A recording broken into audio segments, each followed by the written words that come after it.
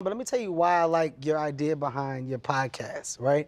Because you stepped away from the political side and you Yeah. said, that's here. But here, I actually just want to have regular talks, a regular conversation. When did you make the choice, right? Because in stand-up, you have comedians that make the choice to take the turn and go political and start to address real issues, real problems. When was it that you made a decision to say, you know what, Yeah. man, like, and being funny is great, but I'm gonna shift the narrative and start to address my funny with a clever approach to talking about the problems that I see in the country. Right. Well, again, like the other thing, it's an evolution that I almost couldn't stop from happening because my father was in news. My father was a radio newsman in the day when every news station in the radio had news at the top of the hour. So that's what he did for a living. Okay. So my parents were interested in the news. I heard about it at home. We weren't like a lot of families where they didn't pay attention. Yeah. They don't know. Ain't give a shit. They don't give a shit. Politics just wasn't what was talked about. So it was always in my ear. And my father was a good living room comedian, which is something a lot of comedians will tell you. Wow. That it kind of gestates over one generation, that the parent, one or maybe both parents, my mother was witty too, show you that in the home. Again, the background of what you have at home.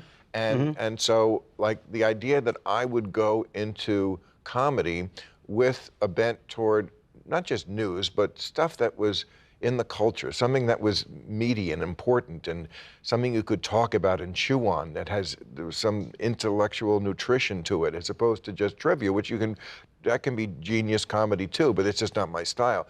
That was always, I feel like, inevitable given what was in my home. Now, the downside of it for me is that people see me, especially as a stand-up, as like this political comedian. And that's not really, when you see me do stand-up, you don't really have to know a hell of a lot about politics. Okay. Of course, I'm going to make it. That's what my show is also. I'm doing this for the people who don't follow it that closely, who want someone to interpret for them and, you know, give an opinion of it and make it funny and make it palatable, make little sugar to help the medicine go down.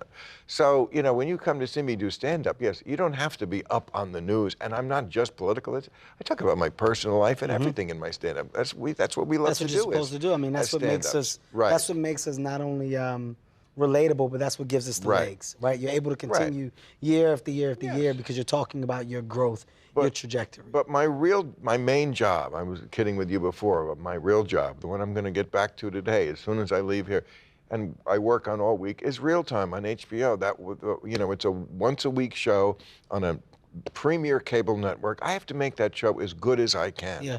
And once a week for 1 hour. I have 1 hour to try to tell people what happened that week that I think is important and give them my slant on it and make it so entertaining they can't turn that dial.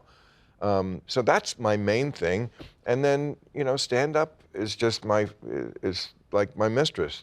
It's way more fun because I'm not married to her. Who